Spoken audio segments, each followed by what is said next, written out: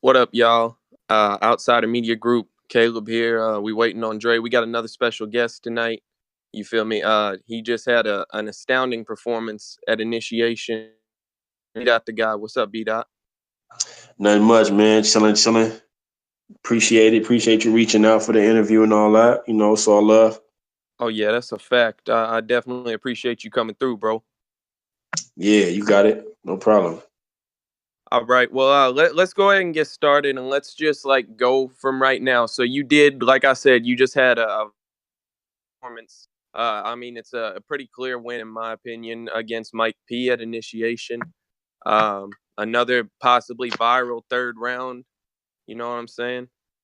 Yeah. So go ahead and talk to us about it. Yeah, man. Another dope battle. I just every time I get out there on the stage, I try to do something impactful for the culture. And I knew me versus Mike P would bring that aspect again to the culture, something impactful, something to be said. I knew there was a conversation to be had, you know what I'm saying? So me and Mike, we've been going back and forth for years. And we had, it was kind of aggressive at the beginning. We had Yeah, a little animosity towards one another, but we actually became cool recently within the past year or so. And it was just still something that was just lingering, that needed to be done. You feel me? So KG the Poet, shout out to KG the Poet. He set it up. And yeah, we got a crack in that initiation, man. Mike P did his thing. He's an exceptional rapper. He's just great with rhythm and cadence and stuff like that. So I think he did what he does best. I think I'm more of like, a breakdown type of battle rapper. I like to drop knowledge and, get all in depth with my approach. And I think I did pretty well at that. And I think it's a great battle. yeah. I mean, I definitely agree, and I know a lot of people were anticipating your return to the URL stage after the last time. Like it was kind of a question as to whether or not you were going to be gracing the stage again. Um, can you go ahead and speak on that on the EK battle? Like, what was your mindset when you knew you say like you're up there and you're talking about whatever you're rapping about, and then like in the third, okay, I might be about to burn a bridge here. Yeah. I mean, the interesting thing about that battle is when it got set up, it wasn't supposed to be a PG at first. I was told that they was going to, show love and it was going to be, just another regular battle on the card. And then closer to the event, I was told that it was going to be a PG, which kind of upset me, you know what I mean? Because I thought that we had an understanding about the PG thing. But then I said, you know what? It's for the West. It's all good. But what I'm going to do is I'm going to address it. I'm going to address this whole PG thing. It just gave me an idea for the third round to address the whole PG thing and that whole structure. So, so I decided to do that. At the end of the day, I'm not really in this business, to be like trying to do what everybody else does and acquiesce to other people's demands and what they think should be done. I'm here to just speak truth to power and just try to, be the best artist that I am. And I'm always a truth speaker. I always try to just keep it real. That's it. And so I was just keeping it real, man. And at the end of the day, real recognize real. I have a great relationship with URL now. I have a really good relationship with Beasley. We speak on the phone. And it's all good now. It's just something I had to get off my chest. And sometimes it's like that. Sometimes you got to take your big bro in the backyard and you got to duke it out and just let him know how you feel and get a firm understanding. And now me and URL is in a great place. Great place. And I'll definitely be on that platform for more battles to come. So Yeah, that's definitely what I was about to ask. Because I mean, you after the performances you've turned in, I mean, you definitely deserve more plates. I mean, Geechee got he's about to be on Summer Madness, and I definitely think that you deserve to be on that stage eventually, bro. yeah, I appreciate it, fam. I appreciate it. Absolutely. I probably got a little more work to do, maybe like one more battle or so. And I would assume that after that, I would be, in that position to be on a Gnome or Summer Madness, next year. So that's the goal, man. And I just want to keep my battles exciting. I don't want to start watering myself down and battling everybody just to battle them. I want to keep my battles exciting. I always want to have something to say, and I always want to fight the fights that the fans want to see. And and and the fans got a short list for me. You know what I mean? Even the Yeah. fans don't see me battle whoever, just battle this person, that person. They got a particular list of guys they want me to see, like T Top, like Lux, Mhm. like shit like that. So um I'm more so I just want to zone in and have, selective battles and shit that makes sense, man. And I'll definitely be on the URL more for sure. Yeah, I mean that's definitely like a praise that people have given you a lot. That you're very selective with your battles. You're not just taking any plate that's offered. It has to make sense. You have to actually have to have something to be able to say to somebody, you know. Yeah, absolutely. But so like real quick, let's talk about initiation. How'd you feel about the event overall? I thought it was pretty dope. Putting on for the West something other than traffic in the West. What was your thoughts on the event overall? Yeah, the event was dope, man. Unfortunately, the AC went out, I guess, the same day. So, man, it had to be like 100 and some over 100 degrees in there, man. It was hot. It was humid. The air was thick. And it was something we had to fight through, you know what I'm saying? But overall, great event. Could have been a bigger turnout. I'm assuming that, maybe because the venue was changed, that might have affected the turnout. The turnout could have been bigger, but overall, in terms of what the artists did and what the battlers did, I thought it was all dope. I thought everybody came to fight. I watched most of the battles. The only battle I didn't see live was Geechee versus Tech, which Oh man, actually you didn't two. miss a whole lot there, bro. I'm gonna keep it real. Yeah. You know what? I went back and watched it on the pay per view. So I watched that one. I watched Geechee and Tech, which you're right wasn't really nothing missing there. And then I watched a little bit of Rum versus Briz because I missed that one as well. So yeah, I think overall everybody came to fight. Everybody came to play. Man, it was overall a dope event for the West. Can I go ahead and ask? They say I know your battle was after the Geechee and Tech battle, and a lot of people were saying that like in the middle of whatever round it was, I think it was Tech's third. They said that a lot of people just like left. That it just kind of messed up the energy after that. Did you feel like that? Is there some truth to that statement, or? Yeah, absolutely. Everybody pretty much left after that battle.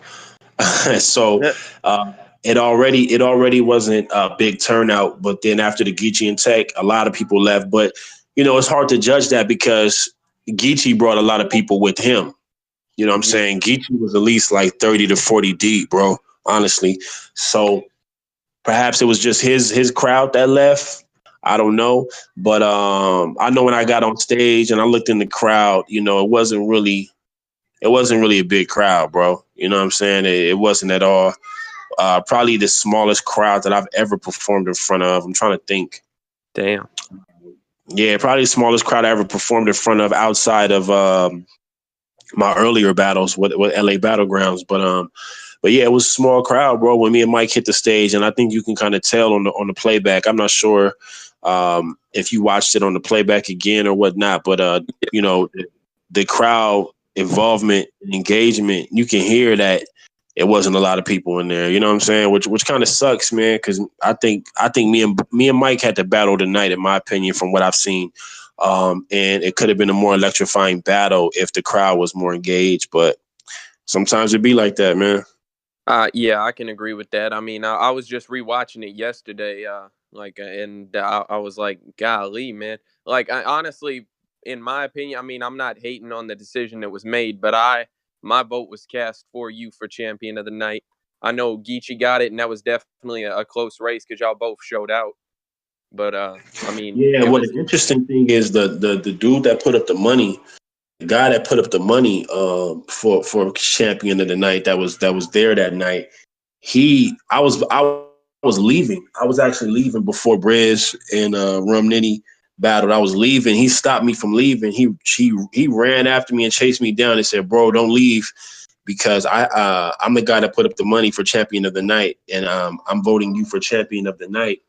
But we got to wait till this Briz and Rum Nitty battle go because who knows, one of them might have a better performance than yours. So he said, could you just wait? So I actually just waited in the car, and he came out. And he's like, yeah, I still got you for champion of the night. Back inside. So he went back inside, and I was getting ready to come back inside, and then you know, URL smacking them wants it to be voted on. He was like, I'm putting up the money. I'm the one that put up the money, and I'm voting. I'm saying you champion of the night, but they want it to be voted on, like online. And so that's what actually happened there, man. Shout out to Geechee though. That's my bro. So I'm happy that he won it out of anybody else. But Yeah. but technically, you know what I'm saying? Technically, I guess I did actually win champion of the night. It was just that once it went to the internet for the voting, I guess a lot of the fans, voted Geechee as champion of the night, which is well deserved because, he had a dope performance as well. So not knocking that at all. All right. Well, and then like I say, speaking of you and Geechee, there's been a lot of talks. Like people want to see y'all on that double impact stage. I mean, I know you can't give it away, but is that something that's in talks? Like, would y'all want to do that? Yeah.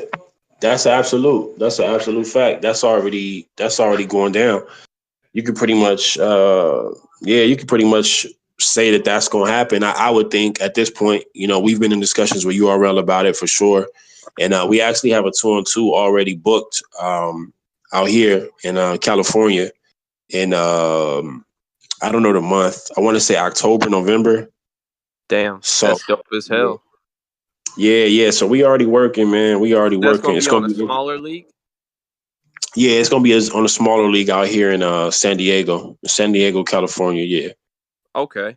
Well, yeah, let me. So let's go forward now. You got a match upcoming on what people are calling one of the biggest cards of the year. The RB Rare Breeds card. You're battling yeah, Swave Seva. Like what's your? Are you nervous about it? What's your plans for it? yeah. Very nervous. I think it's gonna be one of my toughest battles environment wise. Um, even when I went down to Atlanta to battle Loso, it was a pretty even crowd. Because a lot of people down there was interested in seeing me, and who knows, that might be the same case in New York because a lot of the information and the knowledge that I drop, it comes from the culture that New York dudes have cultivated over time. Consciousness and African spirituality and being pro-black and all that stuff. That's kind of like a New York thing. So Right. I'm hoping when I touch down out there that it's love.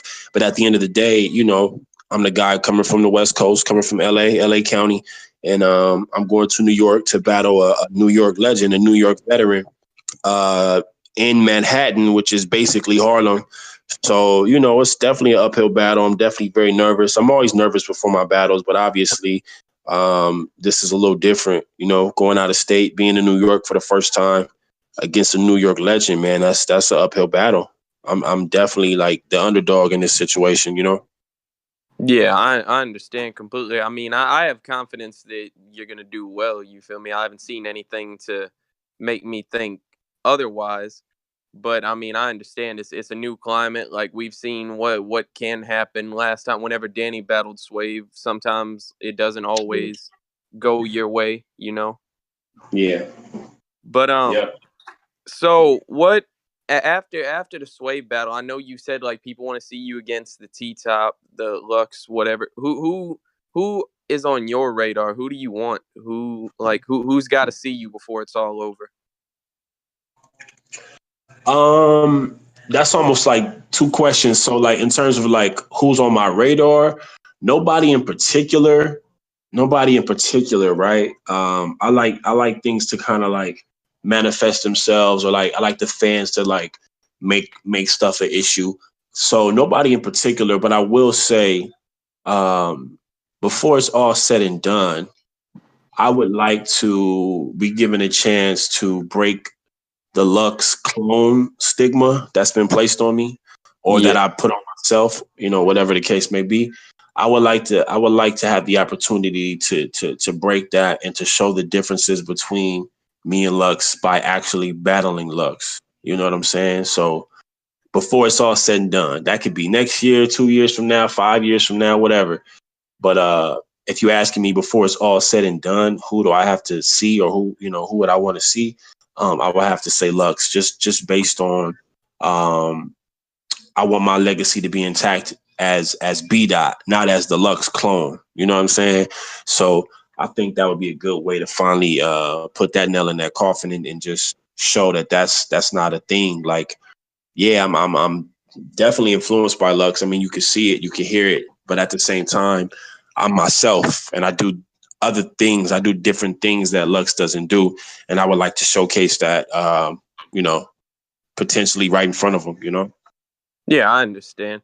Well, the reason that I really brought that up, I noticed you like there's talks again after initiation of you battling Saga again. Is that something that you're trying to pursue or what? I know you've already battled Loso, so the Christian versus conscious dynamic might be difficult to replicate for another 3 rounds. Yeah, I'm not really interested, but you know, at the end of the day, I think Saga put on a great performance versus Emerson Kennedy, and I think he's on a roll. I think he's going to get really hot. So I think I would like to see his next battle or two. I would like to see. I'm hoping that he battles Mike P. I've heard some rumblings about that. I would like to see how he does against Mike P. Maybe DNA, whatever. I would just like to see if if he gets on fire to the point where it's like, okay, who's gonna stop Saga? He's on a roll. You know what I mean? Like if it becomes that type of conversation, then I think that's when it would make sense again. Right now, you know, the funny thing, man, is Saga dodged that fight like 2 years ago. And hid behind the whole URL thing. And then after he broke up with NWX, he wasn't on URL for a while. So if you think about that and you put it in its proper perspective, you know, he could have battled me off of URL. He could have battled me on Bullpen or on King of the Dot or on LA Battlegrounds, wherever. And he'll probably still be in the same position. You know what I mean? Like if URL would have felt a way about him coming to battle me off their platform and they benched him for a year, well, then it would have been the same thing that actually happened. You know what I'm saying? So it's just kind of funny to look at it like that in that sense. So I think that it's a missed opportunity. I think that ship has sailed. But if he starts to heat up again and starts to get on the roll and really starts to kill stuff, then I think the conversation is going to pop back up, and the people are going to want to see that to the point where I'm going to just have to make that happen. And I'm going to have to push my creative boundaries to see how I can replicate that conversation and potentially make it better, because I really, really gave Loso my all in terms of attacking Christianity. You know what I mean? I really didn't leave any stone unturned. I really addressed everything I wanted to address. So it'll be difficult to replicate, you know what I'm saying, and still make entertaining. So it'll be a difficult task. So I'm not really, you know, looking forward to it. But, you know, like I said, if he starts to kill shit and the fans want to see it, you know, we might have to make that happen. Yeah. Well, speaking of difficulty in your writing, let me ask this. I know you pride yourself on bringing a level of knowledge and like a layer of lyricism to every battle. Does it become more difficult with each battle to bring new things like that you haven't said before in terms of comedic science and all of the conscious knowledge that you're attempting to spread? Like, do you find yourself wanting to retread old ground, or is it difficult for you? No, it's not really difficult because each opponent allows me a different opportunity to talk about something differently. You know what I'm saying? Like, obviously, even with like Mike P and Strick, you know, the conversation was like, oh, they're both white guys, so he's going to talk about white privilege and yada, yada, yada. But really, you know, I take whatever brand my opponent represents or whatever they may have said in a battle, and then I put it through the lens of my, you know, African-centered worldview or my pro-Black worldview, and then I attack it from there. Like, for instance, Strick's whole thing was that he was in and out the prison system, and that street dude, you know, and he was glorifying being in jail and all that. So my conversation with Strick was just about jail and about police brutality and about how Black people go to jail way more when we pretty much do the same thing, but we're in there at a disproportionate number because we are policed different. Our communities are attacked and approached differently from the police perspective. So we had that conversation to me, which was a very specific conversation. I may have generalized some things and broadened some aspects of that approach, but for the majority of it, the premise was, listen, you can't talk to me about going to jail because that's what happens to my people every day. And then Mike P, who's also white, they say, "Oh, you're going to say the same thing to Mike P. You're going to talk about police brutality," and I didn't. I talked about his suicide attempt, and I talked about the Italian history between the history between Africans and Italians, primarily between Ethiopia and Italy.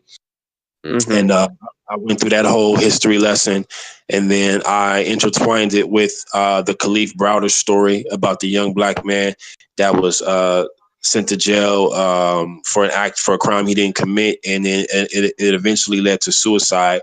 Some might say, "Oh, you're talking about jail again," but no, I'm only talking about that story because the young brother committed suicide because the system failed him and put him through so much stress. And I'm correlating that to Mike P's attempt to commit suicide on himself, just based on what I would consider just small things in life, like your father being abusive verbally or whatever. I mean, these are things that we all go through. And so I was just making a juxtaposition between the two. And I was highlighting how black people go through far more, rough stuff that makes us even consider committing suicide, but we don't do it. We fight through it. So what makes your white privileged life so difficult to where you couldn't fight through that? That's pretty much the conversation I was trying to have with him. So to me, they're similar conversations, but at the same time, they're different and distinct from one another. Yeah. Well, let me ask, since you do deal with I guess you would call it controversial topics. I don't view it necessarily as controversial. It's really only controversial if you feel that the shoe fits. But dealing with the content that you deal with, being, as you stated, unapologetically pro-black, how often do you come across, like, let me give an example. I know I saw an interview where you said at initiation you had an issue with somebody because of your unapologetically pro-black content. How often does that become an issue for you? Well, it's not an issue for me because I don't like being unapologetically pro-black means that I don't care about the adverse comments or anybody that's in opposition of what I'm saying, especially since it's not, what I'm saying is not quote unquote racist, or it's not, I'm not practicing racism. I'm not stopping anyone from getting a job. I'm not detaining anyone because of the color of their skin. I'm not sending anyone to jail because of the color of their skin. So I'm not doing anything to affect anybody's life besides just saying I'm proud to be black. I'm proud to be African. And here's the history of my people, and here's what's currently happening to my people. So when I rap about these topics, I'm not really concerned with who has a problem with it, because whoever has a problem with it just has a problem with truth. And obviously that's a human problem that we have as a species, where somebody tells the truth about something and kind of breaks up the flow of life and what everybody accepts. And now people want to get upset because I'm breaking up their flow of life, and I'm making people think, and I'm causing conversation, which can disrupt the system. People don't like that. People want to go on with their everyday lives, black or white. You got some black people that don't want to hear the stuff I'm saying because they like their job and they like their little life, and they don't care about being oppressed as long as they can make their little minimum wage and pay their bills. You know what I'm saying? And then you got white people who obviously have a sense of white guilt about some of the things I say, and they don't want me to talk about slavery. They don't want me to talk about white systemic. They don't want me to talk about how they benefit from white privilege, whether they know it or not. I don't, those two types of people, whether we're talking about black people that don't want to hear this or white people that don't want to hear this, I don't too much worry about, because I just figure, okay, you don't want to deal in truth. You don't want to have a conversation that could potentially help the human race as a whole, and if you don't want to have that conversation, then then so be it. I'm going to have the conversation with people that want to do that. You know what I'm saying? And my primary focus obviously is my people, because we're the people suffering from it. So, you know, my music and my battles have woke a lot of people up, black and white. You know what I mean? So if I can be any type of beacon of light, or any type of if I can give anybody any type of inspiration or hope, and push someone to want to read more and learn more, then that's dope, man, because that's what happened to me. You know, people push me to learn and read more and just want to be a better person, and know things, and, you know, try to know my history and things of that nature. So if I can do that for other people, man, then that means the world to me. And that's really all I'm trying to do. Well, that's definitely a noble goal in my opinion. No So doubt. let me go ahead and well, Dre, you had a question? Oh yeah, what's up, B Dot? I'm the other half of the Outside of Media group. It's 540 Dre. Um, Hey, what's up, brother? How you doing? how you doing, brothers? It's a pleasure to meet your acquaintance on this show. Finally, we chopped it up on Twitter one time before, but it wasn't nothing. But I would like to know, like, your music, like if you was to give somebody one song that embodies everything about you out of your catalog, what would that be? You know what? I have a whole album done. So it would be one of the records that's unreleased at the moment. I have this record called Split. And the chorus goes, I, I am split. I am split. I admit this. I am split. Half the time I want some conscious shit. The other half I want to split your shit. Yeah, I admit this. I am split.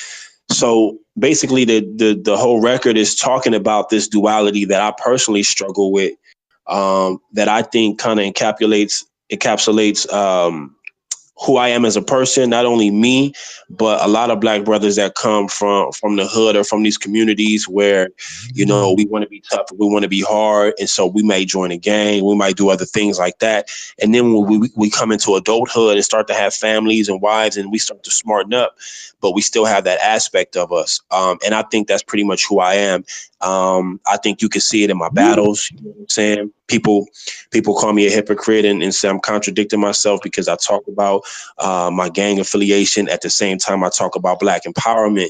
And so it's just part of that duality, and it's just part of who I am as a person. So when I put that record out, that would be the one that I would say, you know, that's pretty much who I am in totality. You know what I'm saying? So hopefully I could drop that record soon. But yeah, that's the joint I would say. It's a joint called Split that I should be dropping pretty soon. Okay.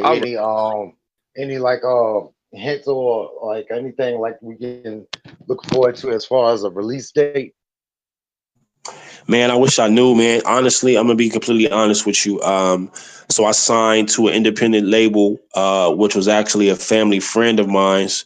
And to backtrack real quick, I grew up in the music industry. Like, my pop's been in the industry my whole life since I was born. My pops has been in the music industry, either as a mogul, a record executive, or a producer slash artist himself. So I grew up in this business. So I have a lot of music industry friends, and a friend of the family approached me recently, about a year and a half ago, and they were starting a label, and it made sense at the time, so I signed with them. But as of right now, we are at odds, and we're not agreeing on things. So I'm trying to work out the business side of that. I'm trying to get released from the label, pretty much, either that or to try to just get them on board with what I'm trying to do and have them release my album. So I'm just going through like some little litigations and some business stuff on the back end of things that I'm trying to get squared away. And I guess as soon as I get that squared away, I can release this music, man. So that's the honest answer I can give you, bro. Well, All right, I appreciate we that. definitely would love to hear that. You know, whenever it comes out, you got to hit us up. We'll go ahead and plug it for you. You feel me? That's lovely, man. Appreciate it. But let me Oh, oh, go let ahead, me Dre. one more question. As far as like, do you have any merchandise or like clothing or anything that you can maybe plug in this interview? That way we can let people know where to get your merch or whatever. Yeah, absolutely. I actually have a clothing line called Kinfolk Clothing. Um, So I partnered up with these brothers that was supporting me and doing a lot of clothing for me, and we just partnered up and created the clothing line together. So if you go to Kinfolk Clothing, and that's spelled with the K, clothing with the K, so KINFOLKKLOTHING,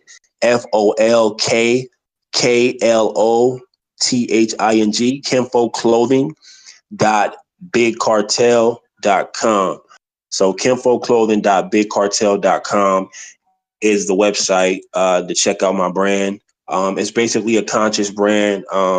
Has a lot of African-centered type of symbolism and stuff like that, So, yeah, it's pretty dope, man. It goes hand in hand with my whole brand and my style and my battle raps and all that. So anybody interested in that, they can catch me on Twitter, on Instagram, and I'll send y'all the link. The link is actually in my Twitter and my Instagram in my bio or whatever. So if anybody goes to my Instagram or Twitter, which is b.the_god with the underscores in between each word, if they go on there, they can check it out. Just click on the link, scroll through and cop something, man. If you feeling it, I would definitely appreciate that.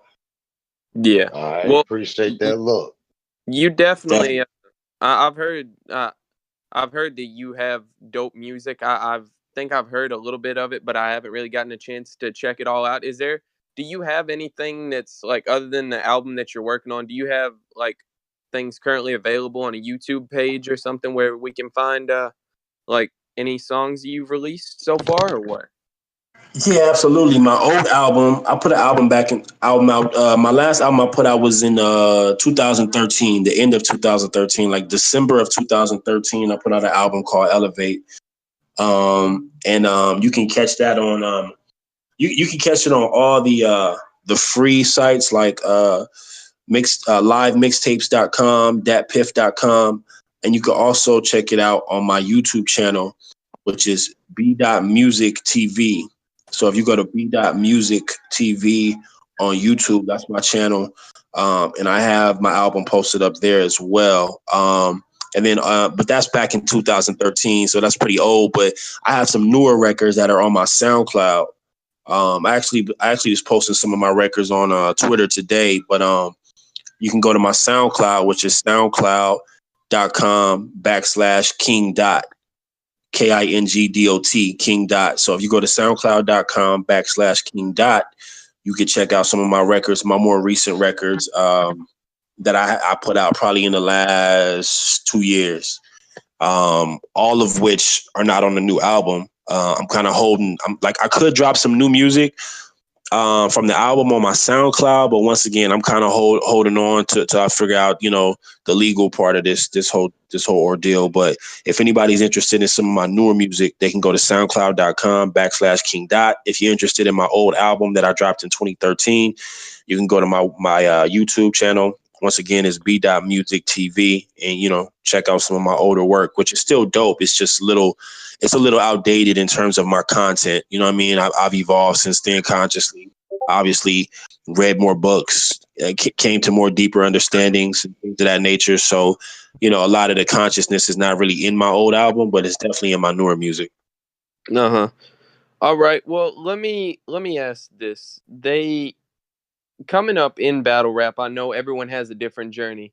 So I always ask people, like, what were some of the difficulties in your journey to becoming the successful battle rapper that you are, especially with the duality of the gang affiliation and the conscious agenda that you're attempting to promote? Did that cause struggles for you as a battle rapper trying to make it big, or Did the duality that I go through cause struggles for me? Is that what you're asking? yeah, I'm just like, any Uh, struggles like you had, like, I guess maybe tips you could give to anyone trying to make it big in battle rap, if they like feel like they can relate to you in a way, things like that. Yeah, the actuality is that the same thing that may garner any type of attention or any success in battle rap is the same thing that bothers me on a personal level. And what I mean by that is like the struggle that I go through with the duality and the street stuff. It's like, in order to, like, my career would have stopped a long time ago if I didn't incorporate my background and my full story in terms of like growing up in a Piru neighborhood and growing up around gangbanging and being involved in gangbanging myself and things of that nature. If I never went there, then my career would have stopped. The redundancy of always trying to explain something to somebody or drop knowledge, it would have lost steam. You know what I mean? People would have got tired of it unless I would have just really sat out and battled once a year or battle, once every 2 years or whatever. Then perhaps, the game would have missed me and would allow me to come back. But what I had to do is I had to realize, okay, you need to come meet them on their level, with all the rah-rah shit so that you can give them the information. It's like the old saying, you got to give them the sugar with the medicine. You feel me? So my tip to anyone out there that's trying to be successful is be yourself. Be yourself so that you can stand out. Don't try to emulate what everybody else is doing in terms of, everybody got all these gun bars and they punching back to back to back. Like, be yourself. Find an interesting way to say witty punchlines and all that. And as far as like yourself, you know what I mean? Find a way to do it like naturally and not just try to be formulaic with it and just follow some type of routine and be all like a robot, like a machine with it. You know what I mean? So I would say be yourself. And the reason why I say that that's a difficulty for me is because being myself is exposing that duality about myself, and duality is not a bad thing. So I don't want to say it's a bad thing, but just exposing the difficulty that I go through while I'm being myself, because I'm a product of my environment and because I know better at the same time, it's still a struggle. You feel me? So it plays out in battle rap. Like, I would love to do a whole battle of just like no gun bars, like EK did versus me. I thought that was brilliant, but I can't do that because I'm actually more with the business and more street than EK is. You know what I'm saying? So I have to juggle the two. But yeah, back to the original question in terms of like, yeah, just be yourself. That would be my suggestion to anybody that's trying to stand out and be successful in battle rap. If you can rap good and you can battle good, then just be yourself. Just try to brand yourself as a separate entity and like really stand out. That was my whole thing. I wanted to stand out. I wanted to be the dude that like changed the game and didn't let any of these leagues play me or whatever. And I held everybody accountable every battle. And every avenue of this whole game, from league owners to battlers to whatever, to media, I held everybody accountable and kept it real with everybody. So that's just one of the things that worked for me. So I don't know, perhaps it'll work for the next person. Yeah. All right. I got one more question for you, B-Dot, before we let you go or whatever. The style of battle rap you do is heavy on the lyrics. What's your top 5 lyricists in rap, not battle rap, but music in the industry? That's a dope question, bro. My top 5s be changing so much depending on somebody's recent work or like if they put out a new album or something. But I would say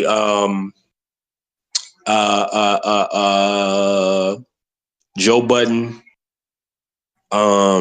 Kendrick Lamar, Jay Electronica, Cannabis. He's like. Then probably Razcast, without naming the cliche artists like Jay-Z, Eminem, and all that, and Biggie. Those would be my guys: Jay Electronica, Kendrick Lamar, Joe Budden, Cannabis, and Razcast. Yeah, I get the Razcast. I can see you playing Nature of a Threat on repeat. That's a fact. Actually, me and Raz, we supposed to do part 2 of that. We working on that. Wow, that's dope. That's dope right there. But we appreciate you taking Hold your on, time Jay. out I today. got one more. I got one more question for the man. Okay. All right, so B-Dot, I know one other thing. You, Danny, Geechee, all y'all have the LSC Left Side Connection going on. Can you tell y'all's agenda, like what y'all have planned and all of that? Like what are y'all trying to do in battle rap or music? At this point, I don't even know, man. Like, I'm sorry, bro. I have no filter. I only know how to be honest. And honestly speaking, LSC was something that Disaster put together, and he had a plan. He had this whole plan when he came to us about it, which was why I joined. And it was this whole plan that was bigger than battle rap. You know, it was about us doing music, potentially going on tours, and then also setting up battle events that we would run ourselves. We would be like running the event and battling and making a lot of money off that. So none of those things are actually happening as of right now. So that's more of a question for Disaster. For me personally, I joined the group because I like what Disaster had pitched to me, and I thought it made sense on a bigger scale outside of battle rap. So for me, I haven't really seen none of that happening. I mean, we definitely have music recorded. We have like 7 songs recorded with me, Geechee, Daylight, and Ilmac for the most part. Those are the only like 4 members that have been like really making music together. So we got about 7 songs, and I just don't know what the move is. You feel me? So, hey, I focus on myself. I focus on my album. I focus on my battles. And whenever those guys want to actually, you know, do something and put something out and make some moves, I'm with it. But as of right now, I really don't know. The camaraderie is there, though. I support my brothers. You know, I support Danny. Whether or not it's LSC or not, I support Danny and Geechee and Daylight and Ilmac and Diz, just because we are from the same coast, you know what I'm saying? So it's nothing but love, but I don't really know the answer to that question. You would have to ask Disaster. Well, I mean, I appreciate the honesty. I was asking because, I mean, I've seen it. I'm very excited about the members that comprise the group. I think it could be, you know, a good movement. And I've heard some things, but it's good to hear it from someone who's actually behind the scenes, you know, no matter the answer. But yeah, man. I mean, go ahead. No, I was just gonna say, yeah, but we definitely got some dope music, man. I'll tell you that much. I don't know about everything else, but I can tell you that we got some dope ass songs, man. So I don't know if you follow Ilmac on Twitter or whatever. Tag Ilmac, man. Hit up Ilmac and ask him to drop the LSC records, because we recorded them all at Ilmac studio with him and Chase Moore. So they have all the records recorded over there. So you just got to tell them to drop them records, man, because we got them. That's fire. I definitely want to hear that. All right, so Dre, you don't got nothing else for the man? I just appreciate the brother taking the time to kick it with us, you know. Yeah, man, all of them. I'm not one of these stuck up battlers, man. I appreciate the conversation. For me, man, I've been doing this for so long in terms of rapping. Anytime I get any type of appreciation for my talent and my skill set, I acknowledge that and I appreciate it. You know what I'm saying? So it's all love, man. I got y'all. Anything y'all need. That's a fact. And I mean, definitely after whatever you have next gets announced, maybe after the Sway battle, we definitely love to get you back up here to chop it up. You feel me? Can I go ahead before you go? Can you could you do me a solid and give a shout out to the Outside Media Group? Yeah, no doubt, no doubt. You already know what it is. It's B. The God. Shout out to the Outside Media Group. Make sure y'all check in with them. They about to blow up and be one of the top dudes in the media game. So make sure y'all support the Outside Media Group. All right, we definitely appreciate you, my brother, and we gonna have you back. It ain't gonna be too long. All right. All right, no doubt, fam. Appreciate y'all. Salute. All right, peace. Have a blessed day, brother. You too, brother. All right, peace.